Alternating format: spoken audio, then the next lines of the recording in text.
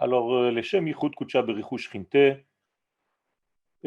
pour le lien entre Akadosh Baruch Hu et la Shrina, je rappelle que tous nos cours n'ont qu'un seul but, c'est de faire dévoiler la royauté divine sur terre.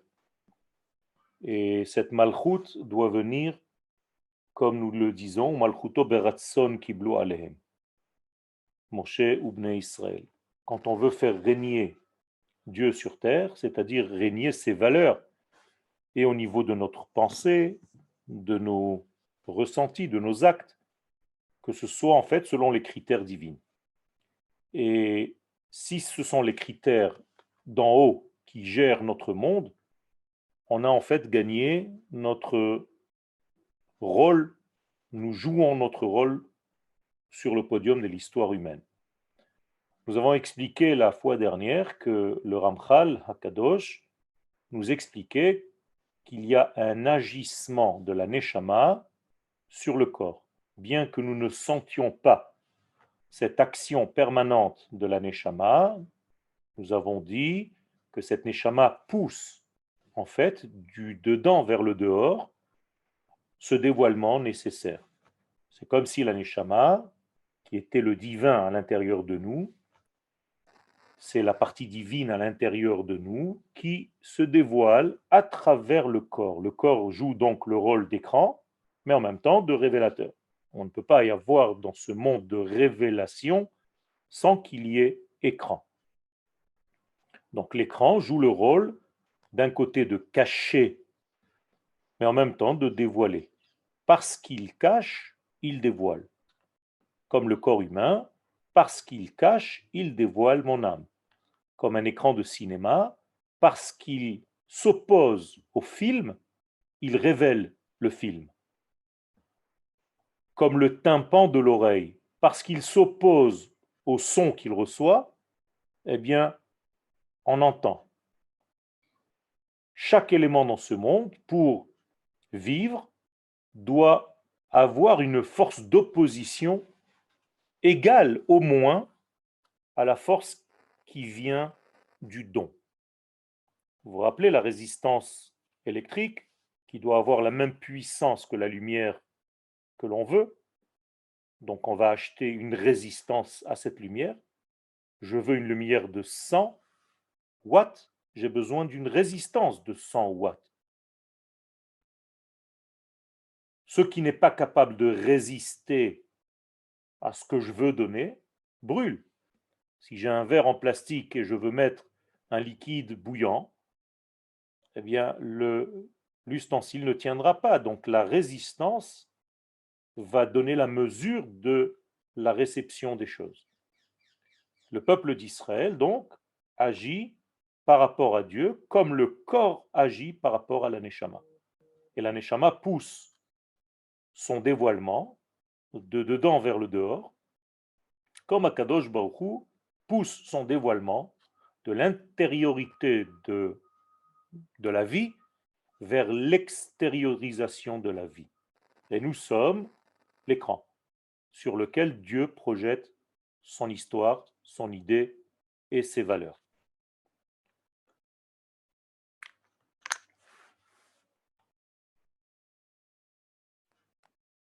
Toldot Chet Adam Arishon. Nous avons commencé à parler de la faute du premier homme. Dans le premier homme, je vous rappelle, l'humanité tout entière est incluse, mais la faute va faire en sorte que les neshamot les plus élevés descendent au plus bas. Pourquoi je dis les neshamot les plus élevés? Parce que quand est-ce que sont sortis les neshamot les plus élevés du premier homme? Au moment où il s'est séparé de sa femme, de son épouse. Combien de temps a eu lieu cette séparation? 130 ans. Pendant 130 ans, Adam Arishon s'est séparé de Chava et sa semence qui est sortie sans un élément réceptacle, sans femme, ça veut dire qu'il a utilisé en fait sa pensée la plus élevée, mais il n'y avait pas de contenant. Or, une neshama qui sort de la pensée Vous savez que la semence commence dans le cerveau de l'homme. S'il n'y a pas de femelle, s'il n'y a pas d'élément féminin, s'il n'y a pas de contenant, eh bien cette semence est une semence qui vient d'un degré très élevé, mais qui n'a pas un élément pour la révéler. Ce sont les neshamot qui vont devenir par la suite toutes les neshamot du peuple d'Israël en Égypte. Alors, Yoel, Quel comment c'est possible d'avoir quelque chose d'aussi élevé, d'aussi kadosh, et que nous, humains, on ait la possibilité de l'évater l'auto? les va-t-elle comment? On Zera Levatala. Justement, c'est pourquoi le Zohar dit que cette faute, en l'occurrence, est l'une des fautes les plus graves qui soit, puisque lorsqu'un homme sort cette semence de son corps et qu'il n'y a pas d'élément réceptacle à cette semence vient du degré le plus élevé qui soit, de la pensée de l'homme, et elle n'a aucun élément résistant. Comme j'ai dit tout à l'heure, je reviens à l'image de tout à l'heure, il n'y a aucune résistance, alors que la femme, elle, elle joue le rôle de la résistance, Ezer Kenegdo, en hébreu Neged, résistance en hébreu se dit Nagad. La femme qui ne joue pas le rôle de résistance par rapport à la lumière que l'homme est censé lui donner, eh bien, comme en électricité, il y a un court-circuit. Qu'est-ce que cela veut dire? Ça veut dire que le circuit est trop court. Le circuit, c'est une lumière qui donne, mais il n'y a pas d'élément de réception. S'il n'y a pas d'élément de réception, ça veut dire que cette lumière se gaspille, s'éparpille, ça va donner naissance, malheureusement, à des forces, parce que ce n'est pas perdu. Vous comprenez bien qu'il n'y a pas de vide dans le cosmos. Donc toutes ces semences, ces gouttes de semences vont féconder des éléments négatifs. On appelle ça dans le langage de la Gemara, c'est même pas de la Kabbalah, c'est de la Gemara, Shedim, Ruchin, Velilin. Ce sont des expressions qui parlent, en français, si je devais traduire, ce seraient des démons, en tout cas des formes non finies. Parce que justement, il n'y a pas eu d'élément réceptacle. D'où l'importance de la femme, du rôle de la femme. Je vous rappelle que nous, tous, nous jouons le rôle de la femme par rapport à Dieu. Comme je vous l'ai dit tout à l'heure, nous sommes l'écran sur lequel Dieu projette son film. Imaginez-vous, chas v'shalom, que Dieu lui-même éparpille ses forces et qu'il n'y a pas d'élément de réception. C'est terrible. Mais c'est la même chose au niveau de l'être. C'est pourquoi le Zohar est très, très, très sévère concernant cette faute-là, alors que malheureusement, aujourd'hui, dans le cerveau humain normal, la psychologie et la psychanalyse tentent à dire que ce sont des choses très normales et même bénéfiques pour l'homme que de perdre sa semence.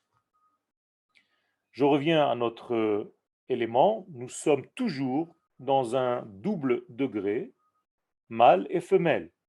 Et il faut les deux. C'est pour ça que le judaïsme est très sévère avec tout ce qui n'est pas justement mâle et femelle. Et l'homme, dans son engendrement, a fauté et il a changé en réalité la structure même de l'existence qui lui précédait, qui précédait cette faute. Alors je reprends un petit peu notre texte ici. Il y a eu un grand changement puisque l'homme a changé par sa faute. Car au départ,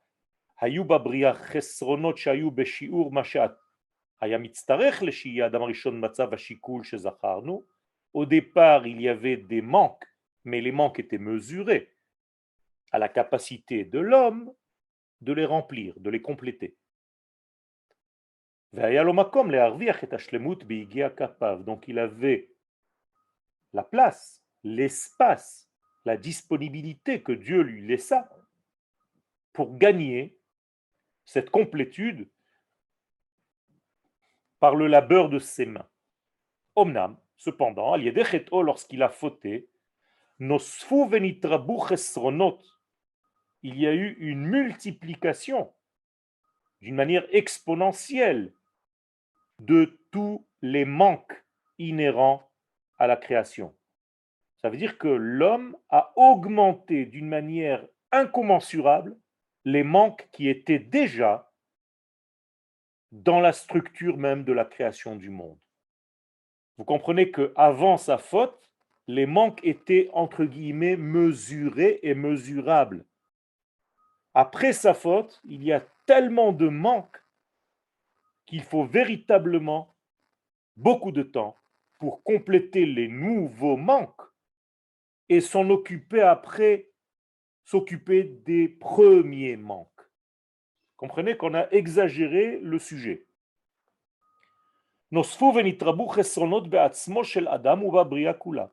Et donc, étant donné que l'homme c'est un petit monde, ou bien que le monde est un grand homme, comme vous le voulez, des deux côtés c'est vrai, eh bien tout ce que l'homme a fait comme dégâts, ça s'est répercuté en fait et sur lui et sur la création tout entière, sur le cosmos, sur la création. Donc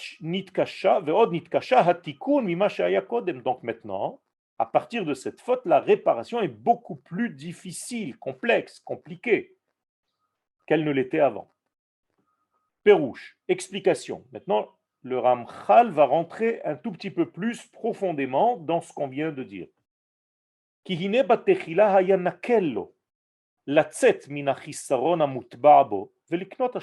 Au départ, il était relativement facile de combler les manques inhérents à la vie.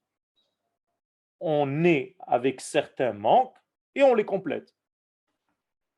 C'est comme ça que la sagesse supérieure, divine, avait formulé les choses, arrangé les choses, programmé les choses. Et c'est comme ça que c'était, d'une manière générale, équilibré par rapport au bien qu'Akadosh Baruch Hu voulait dévoiler dans ce monde. Il faut bien comprendre donc que l'homme n'était pas la cause des manques. Je vous l'ai dit, je le répète, que ce soit très clair, les manques sont inhérents à la vie. Ça veut dire que le premier homme est né, a été créé dans un monde qui manque. Ce n'est pas parce qu'il a fait quelque chose, il n'a encore rien fait. Pourquoi il y a des manques dans ce monde? Tout simplement parce que c'est un décalage entre le créateur et la création. Dès qu'il y a sorti d'un élément créé par le créateur, l'élément est déjà dans un manque. Et d'ailleurs, c'est le but même de toute la création, c'est qu'il y ait un manque. C'est que Dieu se cache à l'intérieur de cette création. Donc on ne voit pas clairement l'existence de Dieu. C'est pour ça que le monde s'appelle celui qui cache. En hébreu, olam. Olam veut dire caché. Ne'elam. Inconnu. Donc Dieu est inconnu dans son monde, volontairement. Ça n'a aucun rapport avec les fautes de l'homme. Et la sheka chutba beitzirato. C'est comme ça que Dieu a façonné cette fabrication de cette création tout entière, qu'il y ait en elle volontairement des manques à combler. הנה במה שיסיר עצמו מן הרע ויפנה אל הטוב, ישיג מיד צאת מן החיסרון וקנות שלמות. Donc l'homme aurait dû normalement voir les manques de ce monde, les cerner et, par le choix du bien, compléter ces manques. C'est ce qu'on appelle tikkun. Rappelez-vous, tikkun égale remplir les vases par la lumière qui leur correspond.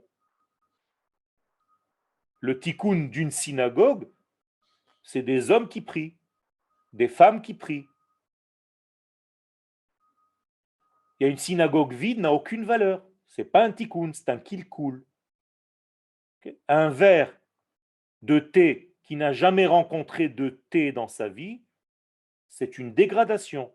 Alors qu'un verre de thé qui a rencontré un thé, c'est un tikkun.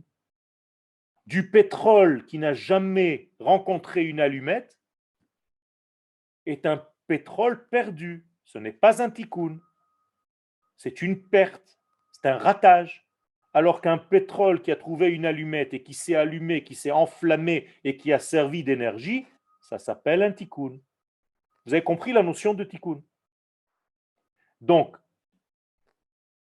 l'homme devait faire ce travail-là et compléter tous ses manques par les éléments complémentaires. Omnam bechet'o, cependant, parce qu'il a fauté, et je vous ai expliqué déjà que le mot chet vient du mot raté, chata, donc il a raté la cible, il a raté le but même. Kevan she'al nistar hashlemut yoter mishehaya. Non seulement il n'a pas comblé les manques, mais il a exagéré, amplifié les manques inhérents à la vie. Vous êtes avec moi? Donc, non seulement on ne voit pas l'entité, on ne voit pas l'entier, mais c'est encore pire qu'avant. Yoter mishahaya. Venitrabu achesronot. Et donc, il y avait beaucoup plus de manques après la faute qu'il n'y en avait avant. Ve'aya hu hagorem. Et cette fois-ci, c'est lui le fautif. C'est lui la cause. Ra'a le'atzmo, qui a amené le mal sur lui-même. Et d'ailleurs sur l'univers tout entier. Et maintenant, ce n'est plus aussi facile que ça ne l'était avant. La chouve, la tset minachisaron, pour encore une fois maintenant quitter tous ces manques, sortir de ces manques, combler ces manques, veliknot hashlemut, et acquérir l'amplitude complète. Kemo shaya be'et shelo hayahu garam achisrono, comme c'était au départ avant qu'il ne rajoute par sa faute. Le Ramchal tourne un petit peu, j'essaye d'être le plus clair, mais c'est facile à comprendre. C'est-à-dire que l'homme, au lieu de combler les premiers manques inhérents à la vie, a amplifié ses manques par sa propre faute. Et la shekach notzar meikaro, kmo shenit ba'er. Donc le monde volontairement a été créé avec des manques, mais l'homme a exagéré le mouvement des manques. Vekol sheken, שבהכרח השתדלותו המצטרף עתה להגיע לשלמות. הנה הוא כפול. Maintenant, le travail demande un double travail, beaucoup plus de travail. Ça s'est multiplié, ça s'est amplifié. Quand on dit kafoul, c'est pas forcément kafoul shnaim. C'est kafoul. C'est exponentiel. C'est bariboua. Ce n'est plus 4 fois 2, c'est 4 fois 4. D'ailleurs, c'est pour cela qu'on appelle Meharat à Marpella, vous savez. La caverne de Marpella, c'est la caverne de la multiplication. Amehara sheshama yesh kfilut. La multiplication de quoi? Ben, tout simplement du lien entre ce monde et le monde à venir, qui vient. Le monde que l'on ne voit pas, ce qu'on appelle le Olam Abba. Le passage se fait par ce lieu. Donc il y a ici un travail multiplié pour corriger toutes ces fautes. Ki yitztarech tchila sheyashuv ha'adam ve'ha'olam el ha'matzav shehayu barishona kodem hachet. Première des choses, il faut maintenant un travail qui ramène au moins à zéro, c'est-à-dire à ce que le monde était quand Akadosh Baruch Hu l'a créé avec ses manques, sans ce que l'homme a rajouté après. Donc il faut déjà revenir à ça. Imaginez-vous que maintenant Adam Arishon était seul. Alors d'accord, il est seul. Mais Adam Arishon, il a eu des enfants, qui ont eu des enfants, qui ont eu des enfants, qui ont eu des enfants. Et maintenant, c'est nous. Ça veut dire que dans ma vie, avant de commencer à corriger la faute du premier homme, qui lui doit corriger ses fautes pour revenir au manque qu'Akadosh Baruch Hu a créé, il faut d'abord que je répare mes propres fautes. Alors imaginez-vous combien de travail nous avons. Le Ben Ishraï, alav Shalom, Rabbi Yosef Chaim, dit qu'il n'y a presque aucun homme qui est arrivé bichlal à toucher la faute du premier homme. Parce qu'il s'occupe toute sa vie et il n'arrive même pas à corriger ses propres fautes. Donc imaginez-vous le travail. ואחר כך שיתעלו מן המצב ההוא אל מצב השלמות שהיה ראוי לאדם שיעלה. Donc à la fin, il faut d'abord remettre le monde à zéro comme il était au moment de sa création et après corriger ce qui manquait. Sans compter toutes les bêtises et les déviations, les ratages que nous, les hommes, avons rajoutés à toute cette création durant toutes ces générations. Je ne parle même plus de la faute du premier homme tout seul. Je parle de nous-mêmes. Et d'ailleurs, à chaque fois que la Torah dit Ben Adam ou Bnei Ha-Adam, Ha-Adam, c'est une connotation de faute. Ben Adam, ça c'est Israël. Ben Ha-Adam, Bnei Ha-Adam, Behe Ha-Yedi'a, c'est le Adam qui a fauté.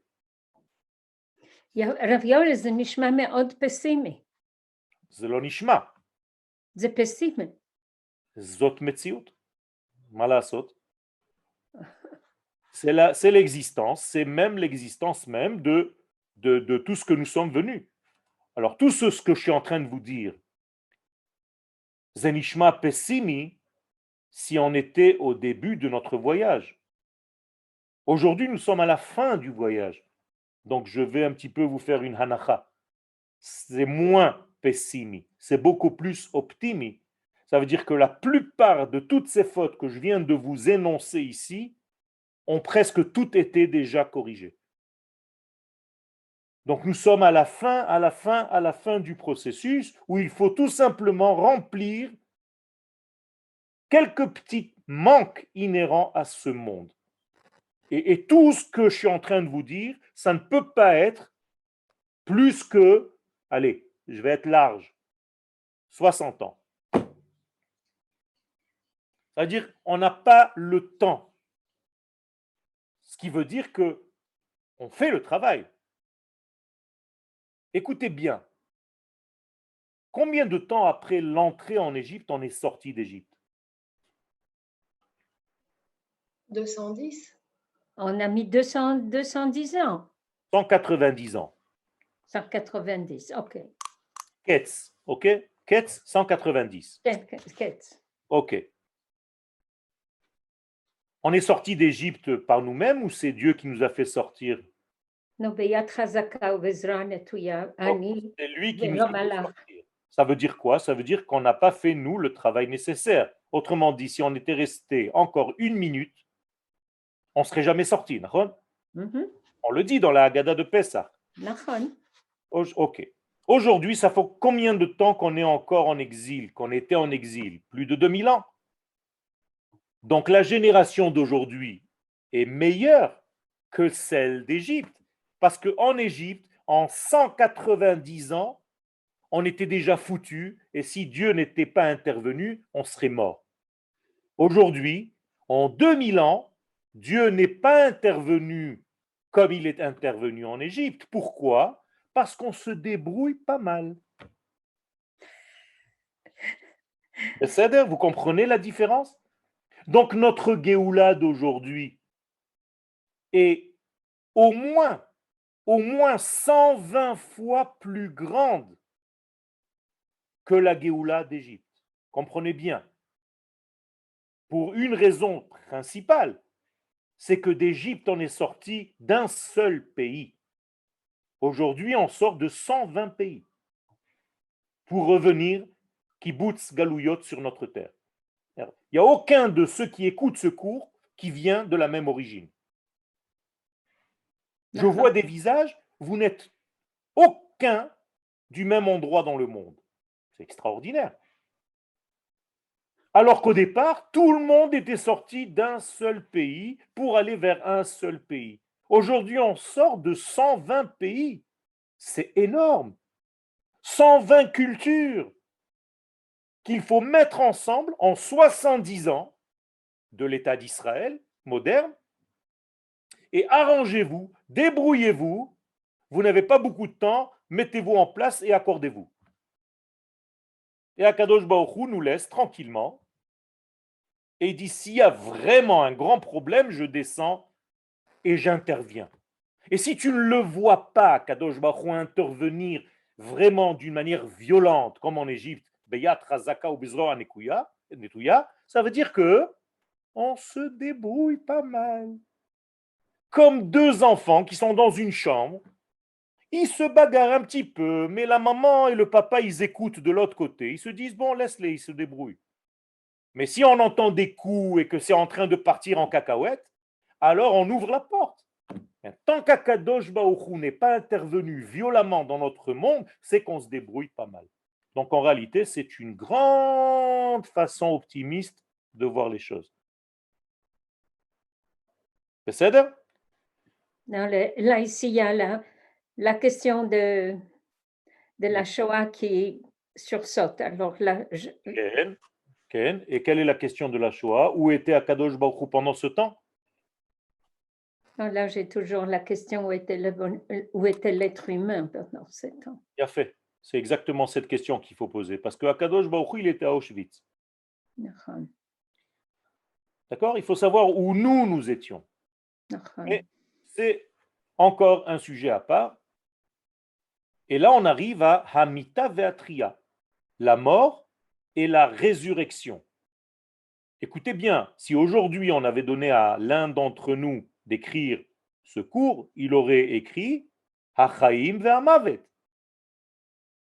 On est d'accord? Alors que là, il commence par la mort. La mort et la résurrection. Est-ce que ça va dans le sens du judaïsme, ça? Oui ou non?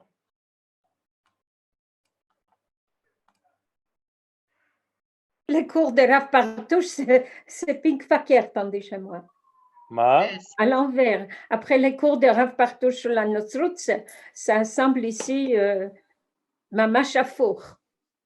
Alors, Non. je vais vous expliquer. Non, Dans on le dit judaïsme, la la nuit. Torah nous dit clairement Vayehi Erev Vaï Boker. Boker. C'est-à-dire que dans le judaïsme, on commence toujours par la nuit.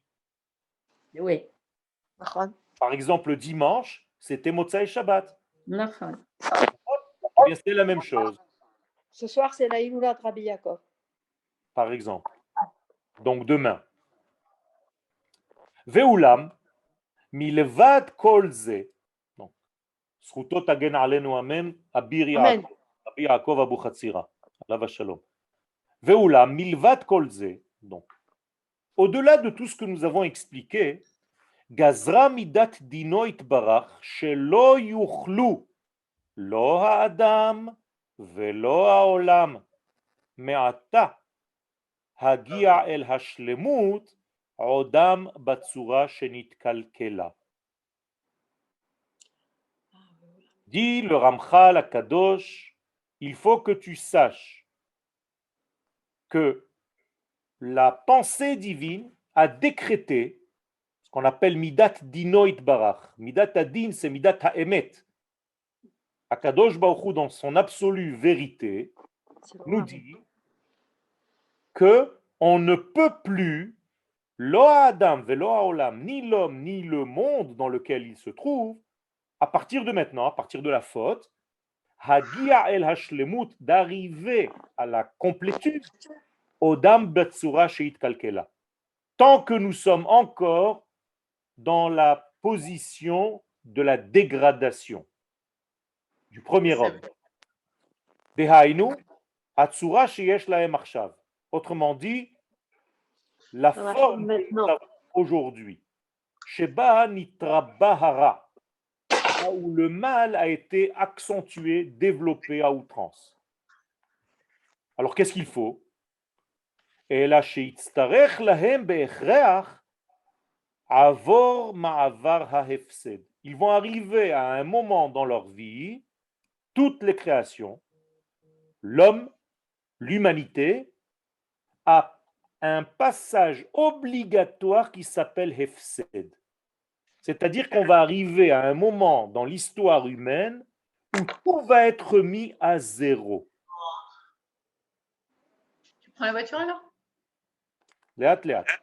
Au niveau individuel, Dehainu Hamita la Adam. Et c'est pour ça que la mort est là.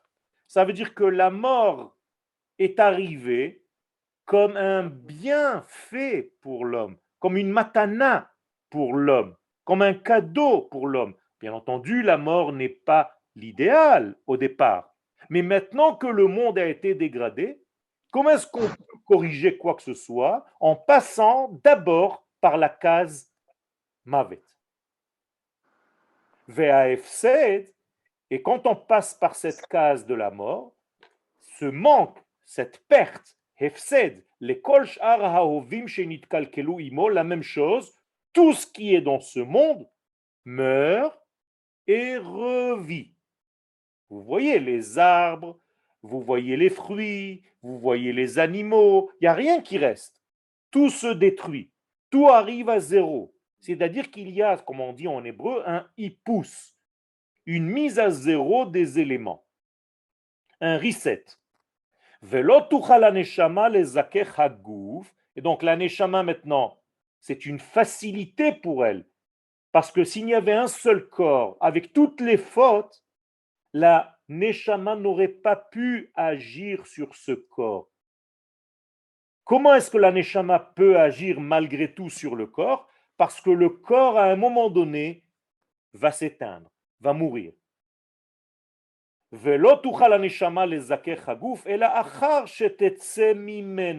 Donc la neshama, au moment de la mort, sort du corps. C'est d'ailleurs ça qui cause la mort. C'est que la neshama quitte le corps. Le corps sans neshama ne peut pas vivre. Et donc elle va le quitter, elle va le laisser mourir, trila au départ, veyamut haguf veifased. Et donc le corps mourra et s'annulera complètement.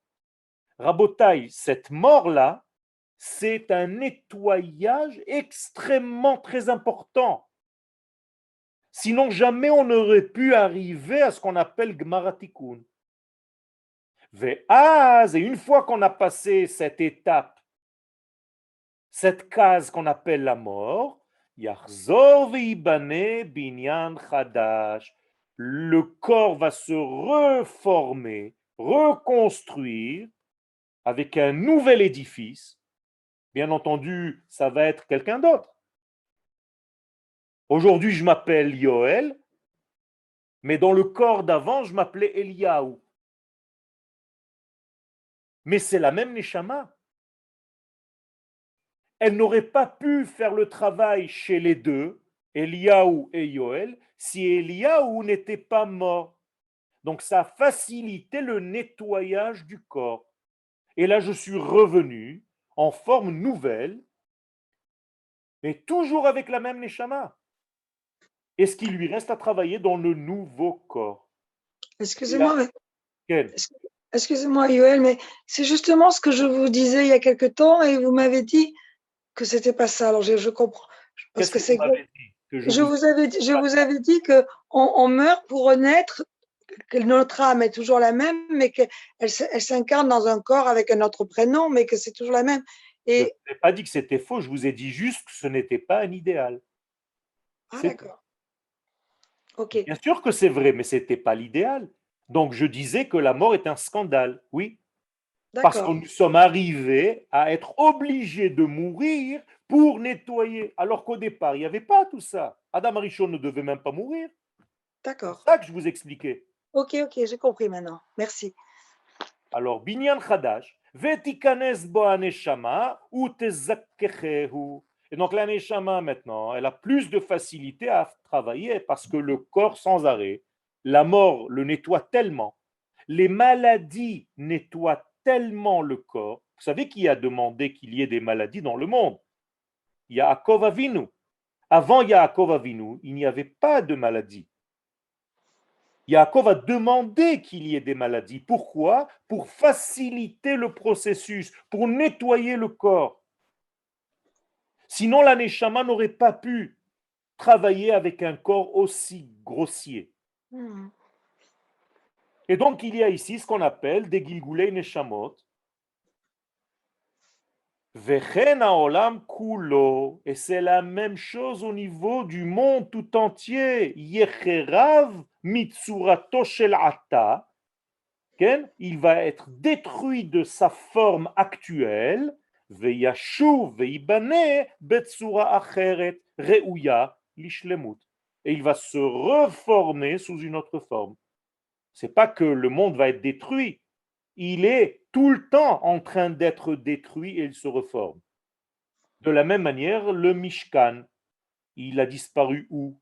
Et les Bate Mikdash. Pourquoi ils ont été détruits, les Bate Mikdash? Eh bien, ce sont des Gilgulim au niveau du domaine. C'est la même chose. C'est-à-dire que le Bet Mikdash premier était une partie de la correction, mais pas nécessairement suffisante. Il était difficile de travailler avec lui, donc il fallait qu'il meure. Donc destruction du premier temple, construction du deuxième temple, comme un Gilgoul, la même chose.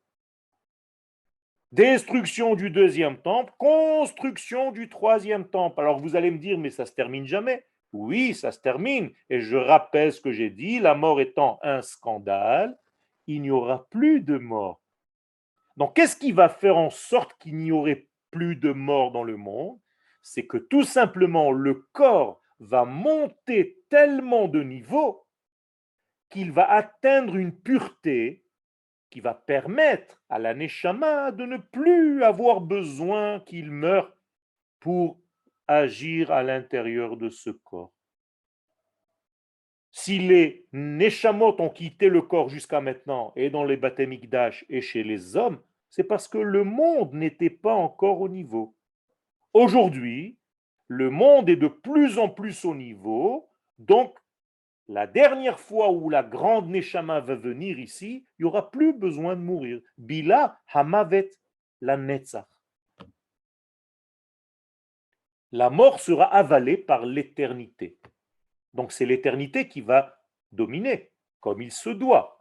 Parce que si c'est la mort qui domine, alors ça veut dire qu'il y a une force dans ce monde qui est plus forte que la vie. C'est du Chilul Hashem. La mort est un Chilul Hashem. Donc on veut arriver à la fin de ce système. Ve'alken, nigzar al ha'adam sheyamut ve'yachzor ve'yichye. Regardez d'une manière très très claire ici chez le Ramchal la emuna betriat ametim, la emuna begilgul neshamot. Vous savez que ce n'est pas admis par tout le monde, mais dans la Kabbalah, on ne peut pas comprendre quoi que ce soit s'il n'y a pas ce genre de phénomène qui a été d'abord dit par Rabbi Shimon Bar Yochai dans la paracha de Mishpatim. Ve'ele ha-mishpatim asher tasim lifnehem, dit le Zohar HaKadosh, elu hem gilgulei neshamot. Sinon, tu ne vois pas de mishpat, tu vois que des otiot. Mishpat en hébreu, c'est pas seulement un jugement, c'est mishpat. Ani omer achshav mishpat.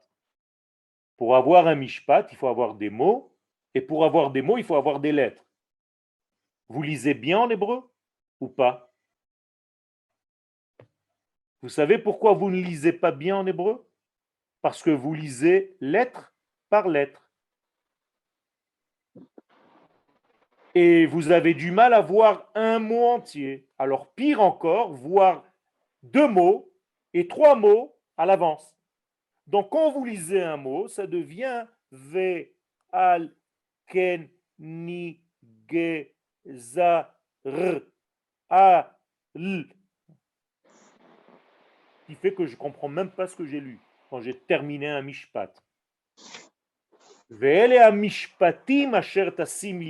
Quand quelqu'un voit une phrase entière devant lui et qu'il arrive à lire même la troisième mot déjà quand il lit le premier, donc il arrive à avoir une cohésion dans son histoire. Eh bien, toutes les lettres qui forment un mishpat, ce sont les neshamot qui font le mishpat. Alors, par exemple, si je prends juste un mishpat, ici, Ve'alken igzar ala adam sheyamut ve'yachzor ve'yichyeh. Regardez combien de fois il est revenu en Gilgoul. Au début, il était un Vav, après, il est revenu en Aïn, après, il est venu en Kaf, après, il est venu en Nun, après, il est venu en Gimel. Vous comprenez ce que je suis en train de vous dire? Et une fois que j'ai tous ces Gilgoulim ensemble, j'ai un mishpat. Et c'est comme ça qu'on peut voir le mishpat de chacun d'entre nous dans sa vie, en racontant toutes les Gilgoulim qu'il a eu durant sa vie, toutes ses vies. Là, tu as un mishpat complet, ce qu'on appelle mishpato shel ha'adam. Sinon, qu'est-ce que je comprends de mon histoire? Rien du tout, je ne suis qu'un extrait. Vous êtes avec moi ou je parle tout seul? Ok. Véo, Un peu dur, Rav. qu'est-ce qui est Comment on dur? connaît Alors, sa dites-moi, phrase? dites-moi, je Comment on connaît- répète les choses. Je vous explique d'une manière très simple que si je lis une phrase, je vais vous écrire une phrase ici qui n'existe pas, d'accord? Bereshit, bara, Elohim, et hashamayim, ve'et haaretz. Vous la voyez cette phrase? Oui, mais on la connaît par cœur. Ok, vous la connaissez par cœur. Comment est-ce que j'ai écrit le mot Bereshit? J'ai écrit d'abord la lettre bête. Oui. Imaginez-vous que ça, c'est la première fois que la Neshama est venue dans ce monde. Le corps, il avait quelle forme? De bête. Il a fait. Ce corps est parti. La Neshama revient maintenant dans le deuxième Gilgoul, dans un Resh. Mhm. Une fois que la Neshama est venue dans le Resh et qu'il a fait sa correction, elle est partie. Une fois que j'ai fait tous les Gilgoulim, alors imaginez-vous combien de corps j'ai eu pour mon histoire d'un seul verset. 1, 2, 3, 4, 5, 6, 7, 8, 9, 10, 11, 12, 13, 14, 15, 16, 17, 18, 19, 20, 21, 22, 23, 24, 25, 26, 27, 28. Oh, Donc j'ai eu 28 Gilgoulim pour faire une phrase qu'on appelle un mishpat. Maintenant, j'ai une phrase, j'ai une cohérence, je peux lire un verset. Mais si maintenant je fais ça, tu es venu en Gilgoul dans le bête, mais tu ne sais pas ce que tu vas être avant. Et celui qui est maintenant, il ne sait pas ce qu'il était avant. Et celui qui est maintenant, il ne sait pas ce qu'il y a après. Vous comprenez ce que je suis en train de raconter? oui. Alors vous allez lire B, R, E. Shit. Ça ne veut plus rien dire. Donc les Chachamim nous ont mis des versets entiers, ce qu'on appelle le Mishpat, et c'est la même chose pour notre vie. Si tu veux savoir la phrase de ta vie, l'histoire de ta vie, il faut que tu comprennes, comme ici, les 28 Gilgoulim qu'il y a eu, chez toi, il y en a eu peut-être 200. Et alors là, tu as une phrase cohérente de ta vie et tu sais qui tu étais et qui tu seras et pourquoi tu es venu ici. Ce qui veut dire qu'on a un pasuk dans la Torah. Exactement. C'est pour ça que vous devez connaître votre pasouk dans la Torah par cœur et vous devez le citer à la fin de la Hamida. Comment on Mais les trouve? on était que une lettre. On prend une lettre, par exemple Yoel, ça commence par un Yud et ça finit par quoi? Lamed. Bien fait. Alors qu'est-ce que je dois faire? Yamin, je sais que je vais être de droite. Hachem, Romema, la main de la droite de Dieu est très forte. Yemin, Hachem, la main de Dieu, la droite de Dieu, Osa, Cha'il, elle fait la guerre. Ça veut dire que dans ma vie, je suis quelqu'un qui donne parce que je viens du Chesed. Je suis quelqu'un qui essaye de faire les choses profondément, donc je vais essayer toujours une hauteur supplémentaire. Et je sais que je suis un guerrier, au Sachaïl, parce que je me bats pour ce que je dois faire passer comme message. Voilà, ça commence et ça termine par mon prénom. J'apprends cette phrase par cœur et je la dis à chaque fin de Hamida. Mais il y a plein de monde qui a les mêmes prénoms, donc il y a beaucoup de gens qui ont la même Neshama. Il y a plein de psukim dans la Torah qui commencent par un yud et qui finissent par un lamed. Et Donc, comment c'est pas expliquer quelle est sa forcément phrase? Et Comment donc, on sait quelle est sa phrase? ça, c'est déjà, il faut m'écrire séparément sur WhatsApp ou sur le mail et je vous donnerai, Be'ezrat Hashem, je vous aiderai à trouver votre verset. Il est important de le connaître. Mais ce que Quand je on vous a deux prénoms, on c'est prend les 4 le lettres. prénom usuel, celui De psukim. que vous utilisez vraiment. Mais ne vous éparpillez pas, s'il vous plaît. Revenez au cours. Le cours, il n'est pas en train de parler maintenant des prénoms et des machins. Dès qu'on parle personnellement, ça y est, tout le En monde, Parashat Shmot Arav, on reconnaît maintenant et on revient maintenant à ce que le Ramchal est en train de nous dire. Tout ce que je suis en train de vous dire, c'est de savoir que l'homme doit partir et doit revenir. Maintenant, vous le savez. Veu inyan triata metim. Et c'est ce qu'on appelle la résurrection des morts. Vous savez comment s'appelle la matrice de la femme de laquelle sort le bébé? Rechem. Oui, ça c'est très connu, mais si c'était pour vous dire ça, je ne vous aurais pas posé la question. Mm. Kever, kever, Oh, un kever, tombeau, kever. un tombeau, un tombeau. Shverat. Ça veut dire que chaque bébé qui sort du ventre de sa mère, c'est quoi? Triat hametim. Il ressuscite. C'est un ressuscite, c'est quelqu'un qui est ressuscité. Ve'ala olam sheyechera ve'yachzor ve'yechudash, ainsi que pour le monde entier qui subit ces destructions et ces reconstructions.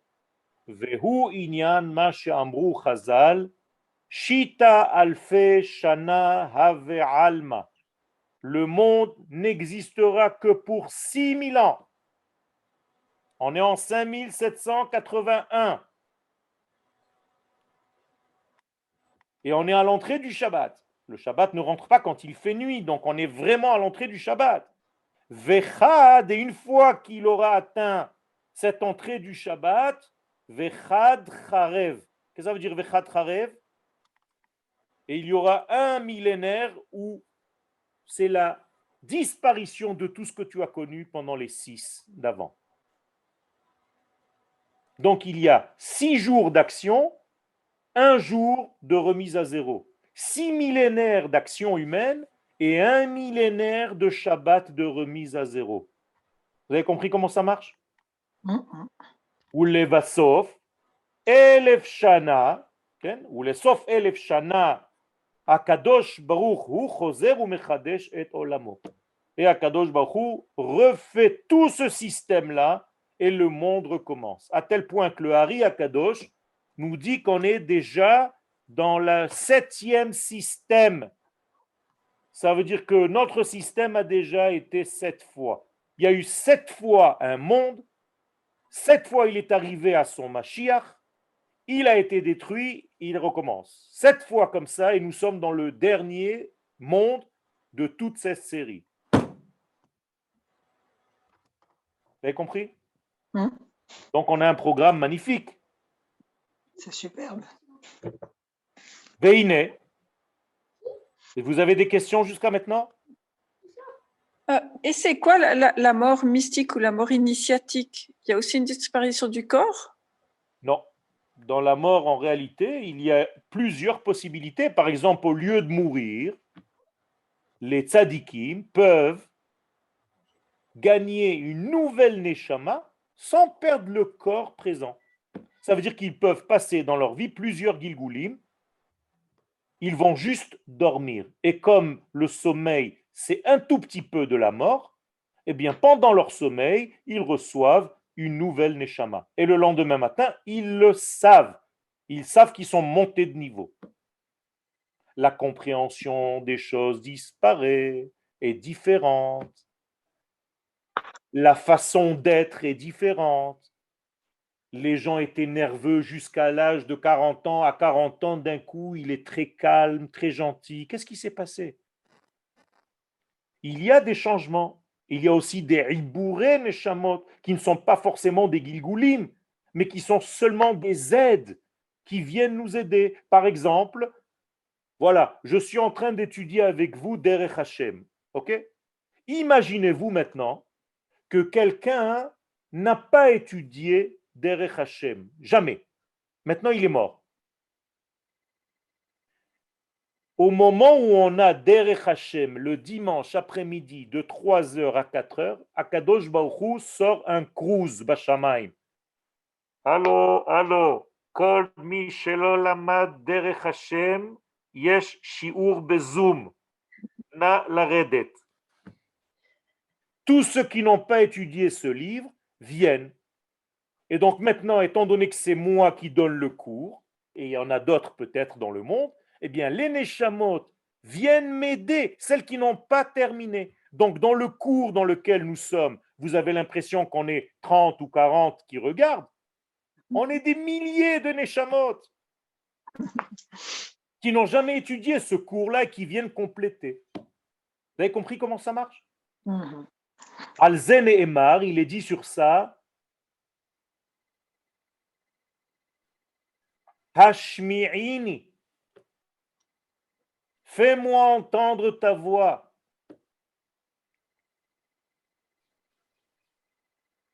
Parce que les Neshamot n'ont pas eu le mérite d'étudier ce texte ou un autre texte, c'était juste un exemple. Et c'est comme ça qu'on a des Neshamot qui viennent nous aider. À la fin du cours, ils nous disent Toda Rabba la trempe, on repart. Donc on leur a servi de taxi. Juste pour compléter un cours de Torah. Bien entendu, après, il y a une récompense à tous ceux qui ont servi de véhicule. Parce que la Neshama qui est venue se compléter grâce à cette personne-là, elle dit à Kadosh Baruch Hu, je suis descendu chez monsieur Intel, Lasri ou Lassé, et maintenant cette personne va recevoir une récompense parce qu'elle a aidé une Neshama qui malheureusement ne pouvait pas faire ce travail sans cette personne-là. Et ainsi de suite. Pourquoi le Ramchal nous raconte toutes ces inyanim maintenant de Gilgulé Neshamot? Est-ce que quelqu'un peut me répondre? On est en train de traiter un livre qui s'appelle Derech Hashem. Quel rapport avec tout ça maintenant? Je vous écoute. Parce que quand Neshama, elle a une étincelle d'Akadosh Baruch Hu. Et alors? Et alors, on a besoin de tous ces Neshamot pour que toute cette étincelle se dévoile. Ça veut dire qu'on a besoin de connaître l'histoire de nos vies. On a besoin de savoir qui j'étais. On a besoin de savoir qui je suis, qui je serai. Sinon, je ne peux pas faire un travail. Je ne vois pas l'image globale. Je ne vois pas le mishpat. Je ne vois pas le texte en entier. Comme je vous ai dit tout à l'heure, je ne vois que des lettres, des lettres, des lettres, des lettres, des lettres. Des lettres, ça ne fait pas un texte. Je suis désolé. Rav, moi j'ai une question, excusez-moi. Mais personne ne connaît, ne se rappelle de ce qu'il était, d'où il vient. Tout à fait, c'est pour ça qu'il faut faire un travail. C'est les Chachamim qui nous le demandent, c'est pas Yoel. Alors avec qui on fait c'est dit par le Pirkei Avot, les maximes des pères. Ça veut dire qu'il faut que tu aies un Rav qui soit à la hauteur de t'expliquer un petit peu quelles sont tes fonctions dans ce monde. C'est pas facile, je suis d'accord. Mais ça ne veut pas dire que ça n'existe pas. Le Hari Akadosh, ses élèves, ils avaient le mérite. Parce qu'il leur disait pourquoi ils étaient venus dans ce monde. Celui qui a eu le mérite d'avoir un Rav de cette envergure, eh bien, il sait pourquoi il est venu dans ce monde. Comment on ressent ça, Rav? Ce n'est pas un ressenti, c'est une réalité. C'est une date. C'est une connaissance comme l'information que je viens de vous donner maintenant, tout simplement. Okay, moi, je sens très bien que ma neshama, elle ne m'appartient pas complètement à moi, que j'ai un lien incroyable avec une arrière-grand-mère que je n'ai pas connue. Ok, ben c'est la même chose. Ça veut dire qu'il y a des neshamot qui se subdivisent en plusieurs personnes, parce que vous comprenez bien qu'on n'est pas porteur d'une seule neshama, chacun d'entre nous. Ce serait orgueilleux. on est porteur d'une parcelle de Neshama. Alors c'est possible que mon papa ait une parcelle, moi j'ai une parcelle, ma sœur, ma cousine, mon arrière-grand-mère, ma grand-mère, tout ceci fait partie d'une seule Neshama. Et même les gens qui sont maintenant en face de moi sur ce Zoom, on a quelque chose en commun à terminer. Parce que quelqu'un nous a coupé notre cours dans le Gilgoul d'avant. Exact. Alors on est venu faire un travail pour nous rencontrer. Mais les gens ne connaissent pas ces secrets. Combien de gens vous traversez, vous voyez dans votre vie, dans le bus, dans les taxis, quand vous marchez dans la rue, vous croyez que c'est anodin, que c'est comme ça? Chaque élément, c'est une information. Il y en a qui vont voir quelqu'un qui hypnotise. Alors, il y a de l'hypnose, il y a des gens qui font de la régression, qui vont par hypnose pour voir les anciens Gilgoulim, mais il faut faire très attention avec ça. Nous sommes dans une simplicité, et il faut tout simplement, si ça n'arrive pas à toi, ne va pas le chercher. Dans la Kabbalah, ce n'est pas l'élève qui cherche le maître, c'est le maître qui trouve son élève. Il y a des questions ici. Oui. Et donc, ça peut être très bien ne plus être le monde tel qu'on le connaît dans ses formes. Oui, on va être obligé de revenir à un monde qui était avant la structure de dégradation et à partir de là, compléter ce qui reste à compléter. Et donc, ça va s'accélérer. Vous comprenez bien qu'il ne s'agit plus de question de temps. On peut avoir une Géoula subitement. Parce que le temps se rétrécit, on peut rentrer beaucoup d'informations dans très peu de temps. Ok? Je termine. Yoel, vous pouvez réexpliquer les 6000 ans, le 7e millénaire et que ça se répète? Alors, je termine avec ça. La Gemara, dans le traité de Sanhedrin, nous dit que le monde, c'est ce qui a été dit ici. Okay? Ça. Shita alfe shanim have alma vechat charuv. Le monde va exister pendant 6000 ans et à la fin, il sera détruit. Il y aura la destruction du monde que vous connaissez maintenant. Sinon, il n'y aura pas de dévoilement. C'est impossible qu'il y ait un dévoilement s'il n'y a pas de destruction de la phase d'avant. Rappelez-vous le jour du don de la Torah. C'est un nouveau monde qui commence, oui ou non? Bah oui. Ben oui. Alors, comment s'appelle la montagne sur laquelle Chorev. Chorev, c'est la même chose. Charbouf, c'est-à-dire destruction. Donc, qu'est-ce qui a été détruit en fait le jour du don de la Torah? L'Olam Shakadam, là. Il a fait tout le monde qu'il y avait avant. Et donc, on est obligé de passer à un nouveau modèle. Donc, il faut détruire le modèle antérieur, ancien. Vous avez compris la structure? Et est-ce que le Corona fait partie de ce travail? C'est possible. Je ne suis pas assez calé pour donner des réponses. Il y a plein de gens qui disent n'importe quoi. J'ai entendu même des bêtises telles que la Shoah a eu lieu parce que les gens parlaient à la synagogue. Alors, il faut arrêter avec ces bêtises. Ne vous prenez pas pour Akadosh Baruch Hu, mais ce que nous devons savoir, c'est que tout fait partie d'un grand processus, bien entendu. Moi, je n'ai pas compris quelque chose. Vous avez dit 6000 ans, le monde qu'on connaît, et 1000 ans, Harouf Keiluma Makoré, Bemesher Elef Shana. C'est 6000 ans, c'est le temps que vous connaissez maintenant. Okay. Le 7e millénaire dans lequel on va rentrer, ce n'est pas un monde de destruction, c'est la destruction, entre guillemets, de ce que tu as connu pendant ces 6000 ans. C'est-à-dire que tu vas vivre pendant 1000 ans un monde nouveau qui va ressembler au Shabbat que tu vis. Okay. C'est comme le Shabbat détruit quelque part les 6 jours de la semaine. Okay. Le Shabbat en lui, c'est une nouvelle lumière. Est-ce que c'est ça le niveau 0? Oui, c'est le niveau 0. C'est pour ça qu'à la sortie d'Égypte, nous devions être comme des matzot. aplati, niveau zéro. Est-ce qu'on peut l'appeler Shemitah, l'Olam HaShemitah? Exactement, on peut l'appeler Shemitah. C'est la même chose, c'est la même notion. Et Rav Ben-Ara, je m'excuse de vous interrompre. Il fallait dédier ce cours à Liliane Bat-Simcha. Je le déduis ma tante qui a demandé ça. Rétroactivement, je le déduis à Liliane Bat-Simcha et à tous la réfoua de tous ceux qui ont besoin. Les merci. Chazak. Toda rabba lekul. Toda rabba au Rav Yoel. Toda rabba. Thank you. Shavua tov. Thank you so much. Miss you very much. Miss you too. Shavua tov.